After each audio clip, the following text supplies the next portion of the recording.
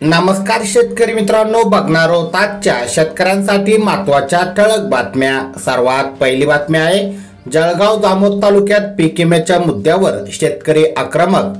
त्यानंतरची बातमी आहे साखर उद्योग अडचणीत, साखरेची विक्री किंमत 42 रुपये करावी, सत्यजित पाटील। त्यानंतरची बातमी आहे आता मिशन मौसम मधून मिळणार हवामानाची अचूक माहिती, कॅबिनेटने दिली 2000 कोटी रुपयांना मंजुरी। त्यानंतरची बातमी आहे शेतकऱ्याला काढणीच्या वेळी पावसाचा धसका, जळकोट तालुक्यातील चित्र।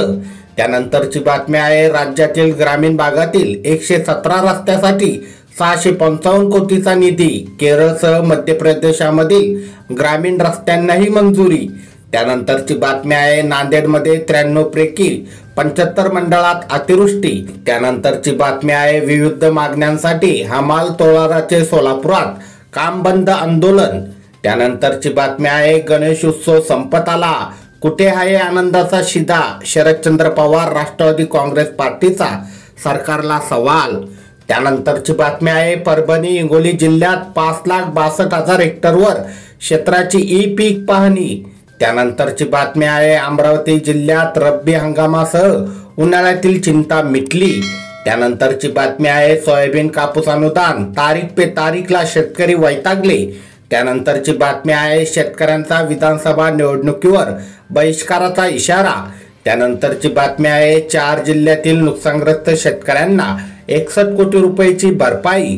त्यानंतरची बातमी आहे जळगाव जिल्ह्यात 11 CCI केंद्र, कापूस खरेदी लवकरच सुरू होणार, नोंदणी करण्याचे आव्हान। त्यानंतरची बातमी आहे कर्जमुक्ती योजनेची रक्कम पात्र शेतकऱ्यांच्या बँक खात्यात जमा झाली नाही, अजित पवार यांची कबुली। त्यानंतरची बातमी आहे राज्यात 3 दिवस पावसाची उघडीप, विदर्भात सोमवारी पुन्हा पाऊस वाढण्याचा अंदाज। त्यानंतरची बातमी आहे कपाशी व सोयाबीनला 5,000च्या मदतीसाठी नगर जिल्ह्यात 5 लाखाहून अधिक शेतकरी पात्र। त्यानंतरची बातमी आहे विधानसभा निवडणुकीच्या तोंडावर महायुती सरकारने 4 दिवसात काढले 370 GR। त्यानंतरची बातमी आहे खानदेशात केळी खरेदीत काटामारी, शेतकऱ्यांची लूट। त्यानंतरची बातमी आहे शेतकऱ्यांसाठी मोठी बातमी, PM किसानचा 18वा हप्ता तारीख फिक्स। शेतकऱ्यांच्या आर्थिक समृद्धीला हातभार लावणाऱ्या प्रधानमंत्री किसान सन्मान निधी योजनेचा लाभार्थी आता 18व्या हप्त्याची वाट पाहत आहे। आतापर्यंत सरकारने 17 हप्ते शेतकऱ्यांच्या खात्यावर जमा केले आहे। आता 18वा हप्ता ऑक्टोबरमध्ये जमा होणार असल्याची माहिती सूत्रांनी दिली आहे। अशाच प्रकारच्या शेतीविषयक बातम्यांसाठी आपले चॅनल सबस्क्राइब करून बेल आयकॉन नक्की दाबा। भेटूया पुढील व्हिडिओमध्ये। धन्यवाद।